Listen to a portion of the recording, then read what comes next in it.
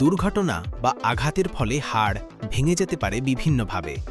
আসুন জেনে নিই মানুষের হাড়ে সাধারণত যে 9 ধরনের ফ্র্যাকচার বা ভাঙন দেখা যায়।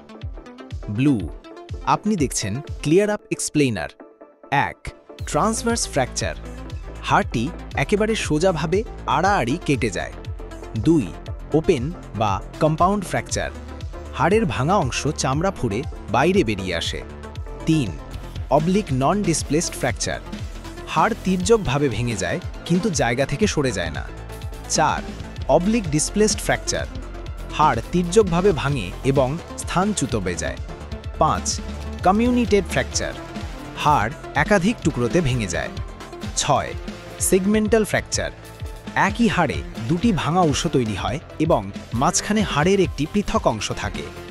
7. গ্রিন স্টিক ফ্র্যাকচার, সাধারণত শিশুদের হয়, হাড় ভাঙে না, কেবল বেঁকে যায়। 8. স্পাইরাল ফ্র্যাকচার, ঘূর্ণনের ফলে হাড় পাক খেয়ে ভেঙে যায়। 9. অ্যাভালশন ফ্র্যাকচার, পেশির টান লেগে হাড়ের একটি ছোট অংশ ছিঁড়ে যায়। এই জ্ঞান আপনার এবং আপনার প্রিয়জনদের জন্য খুবই গুরুত্বপূর্ণ। হাড়ে যে কোনো রকম ব্যথা বা ফাটল হলে দ্রুত চিকিৎসা নিন। শেয়ার করুন ভিডিওটি, জানুন এবং জানান। এই রকম স্বাস্থ্য সংক্রান্ত আরও তথ্যের জন্য চোখ রাখুন ক্লিয়ার আপ এক্সপ্লেইনারে। ব্লু।